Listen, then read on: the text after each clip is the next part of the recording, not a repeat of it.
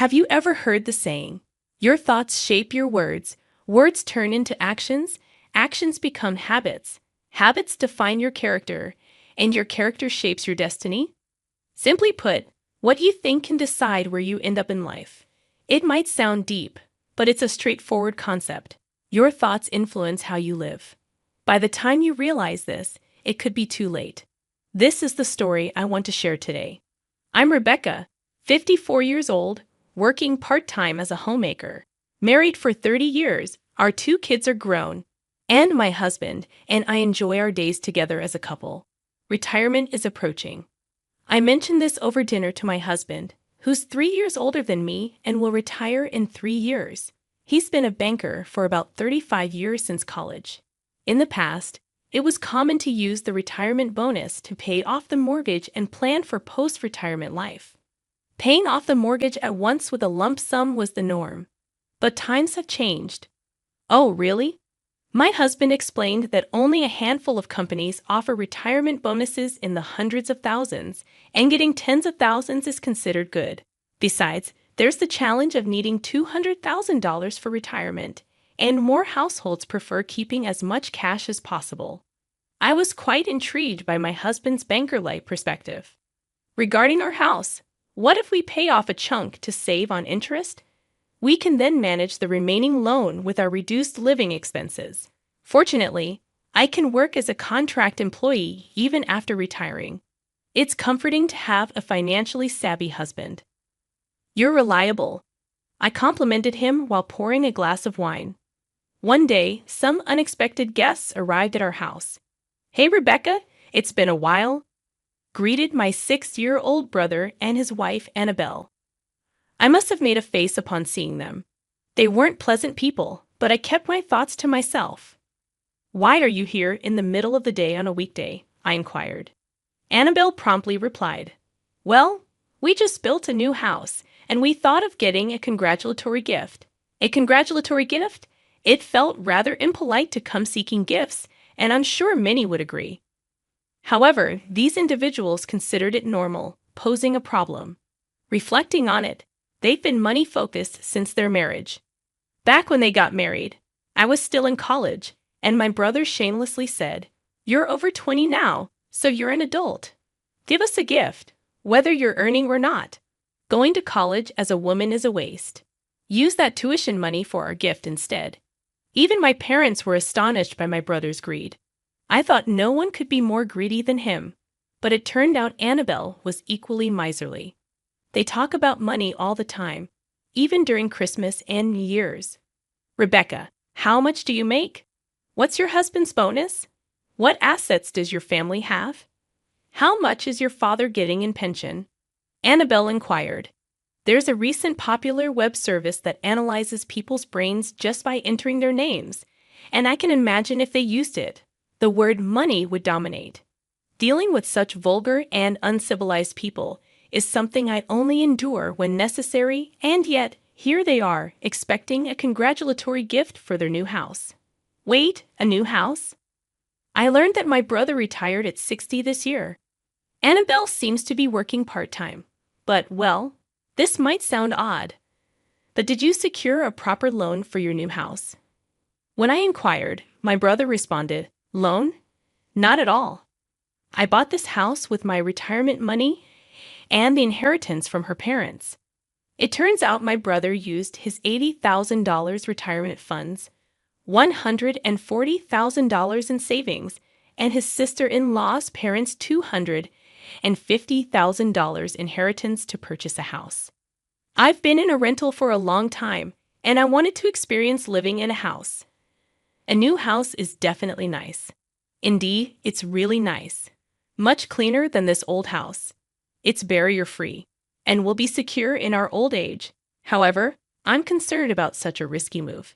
But you still have 5 years until you start receiving your pension.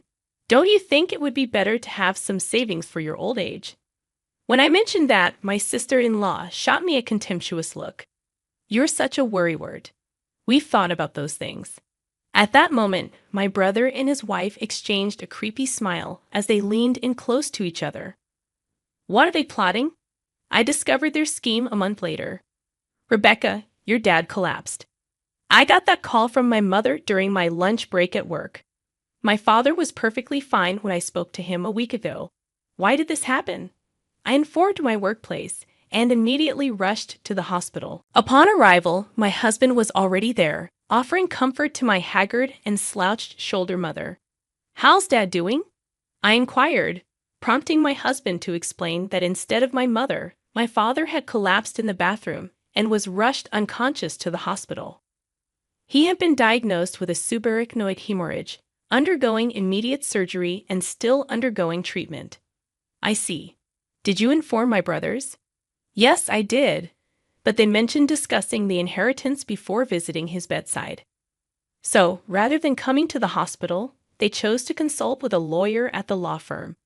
How money-focused can those insensitive couples be? My father is still alive, albeit in critical condition, with a chance of the worst outcome, but it seems inhumane to prioritize sorting out finances while he's still fighting. I'm at a loss for words. Even my mother wears a resigned expression towards their behavior. Honestly, I'm appalled. What kind of heartless individuals are they? The surgery on my father was successful. However, his elderly condition remained precarious, and making predictions seemed impossible.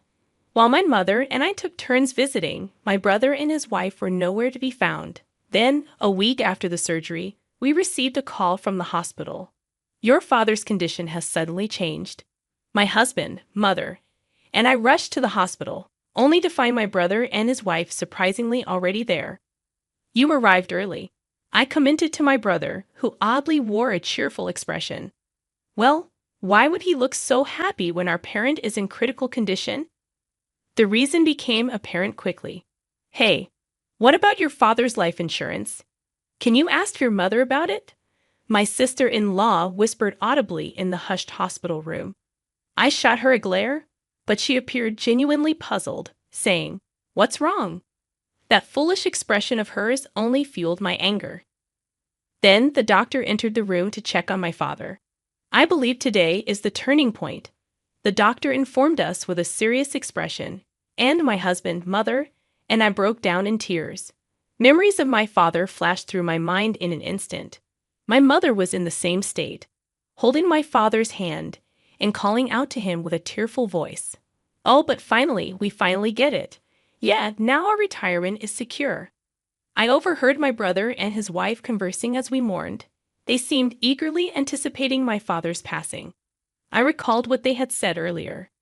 Their focus was on their retirement, connecting it to my father's inheritance, the new house they built by depleting their savings, the matters with the law firm, and this callous statement. My mother seemed to grasp their intentions and shot a sudden look at my brother and his wife. They had a hyena-like appearance, fixated on their prey and eagerly awaiting its demise. People often say that when anger peaks, it transforms into an unusual calmness, and that proved true. My mother appeared to share the same sentiments, and after silently observing my brother and his wife, she suggested, "Let's step outside for a moment." We exited the hospital room and settled into a discussion in the hospital's lounge.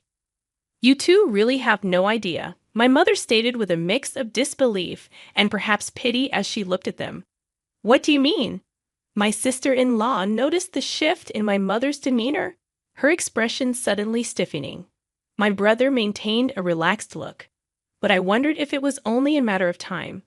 My mother continued, "There's no inheritance for you two to claim." What? What do you mean, Mom? My brother's expression abruptly tensed. There's nothing to inherit. The house and land we live on are in my name, and your father has no assets.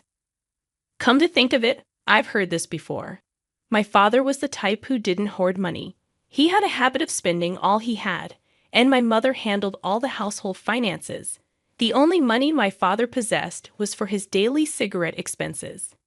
Aside from a vague understanding of money, he was a good husband and father. So my mother and father managed quite well together.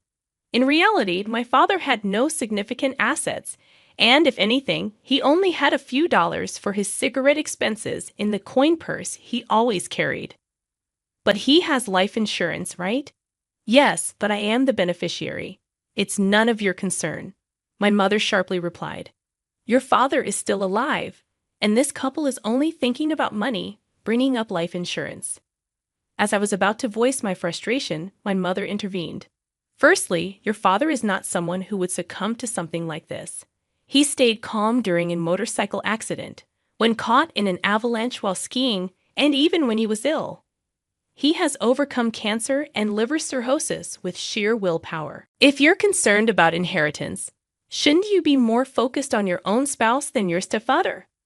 My mother chuckled while addressing my sister-in-law, and my brother was the one expressing his frustration. Mom, I'm still alive. Don't talk about inheritance. It's inappropriate. It's rude. Their annoyance was likely because they couldn't inherit anything. However, it's the same for you. You're saying the same thing to your father now. Do you realize that? You're being disrespectful and uncivilized. My mother's words left them speechless, forcing them to remain silent. And there was no inheritance to claim. They stood there stunned. What should we do? We built a house and bought a car because we expected an inheritance. How will we sustain ourselves from next month? Last month, we went on a shopping spree using credit, and we still have outstanding loans for the air conditioner and refrigerator we purchased when we moved. My husband and I observed these 60-year-olds panicking due to a lack of funds. I quietly suggested, firstly, it's wrong to rely on money that you're not even sure of receiving. You lack proper planning skills. The two of them seemed too drained to argue with me. Then my brother proposed, let's sell a house. It's the only solution. While it sounded like a sensible idea, my sister-in-law vehemently opposed it. No, that house is my sanctuary. I won't sell it. We've finally found a peaceful place to live, and I won't give it up because of this. Oh, if your father doesn't have an inheritance, why not consider sharing your mother's inheritance? Yes, let's do that.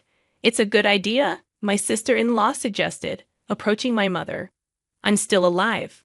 My mother's response was so comical that I nearly burst out laughing, but I had to hold it in. My brother looked at me. Help me out here. I could almost hear his plea in his expression. At that moment, my husband, a banker, chimed in.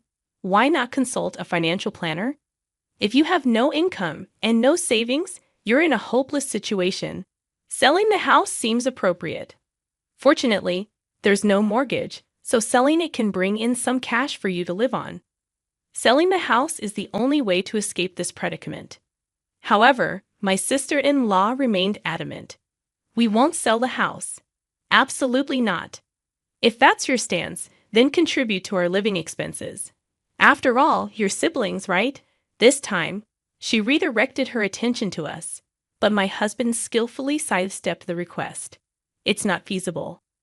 I only invest in ventures with assured returns. My husband's words, shaped by years in the loan department, carried weight. Even if there were potential returns, I wouldn't invest in such a couple. Amidst our discussion, the doctor called. Finally, the moment had arrived. I was mentally prepared for it. When my mother returned from the hospital room, she informed us, it might not be good news for you. Your father has regained consciousness. She said this while casting a cold stare at my brother and his wife. My husband and I felt a wave of relief at my mother's words, and tears welled in our eyes. My brother and his wife, having realized they would not inherit anything, seemed indifferent to my father's condition. Yet perhaps they were attempting to maintain the facade of concerned children.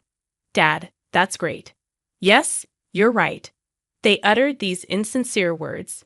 As my husband and I entered the hospital room after my mother, my brother and his wife trailed behind with seemingly innocent faces. Just before they could enter, my mother halted them. You two are excused. Your obsession with money sickens me. If you have the time to visit, contemplate your life from tomorrow onwards. She dismissed them like stray dogs and concluded with this remark. I'll leave you with this message. Thoughts become words. Words become actions. Actions become habits. Habits become character. And character becomes destiny. My brother and his wife were left stunned by my mother's unexpected speech. Huh? In essence, your thoughts ultimately shape your destiny. Unless you alter your thinking, Your destiny remains unchanged. Reflect on this carefully. Consider how foolish, unsightly, and pitiable your actions are.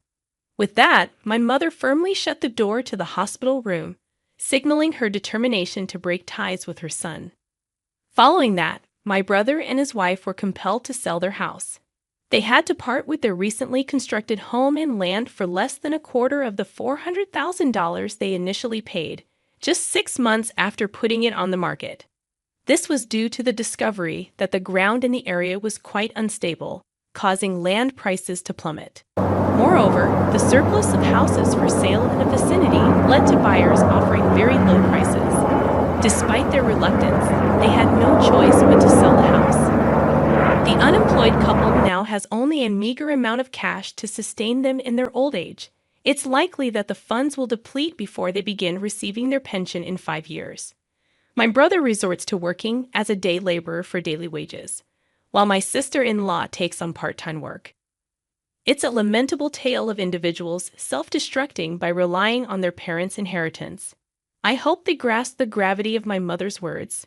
Surprisingly, there are many stories like this.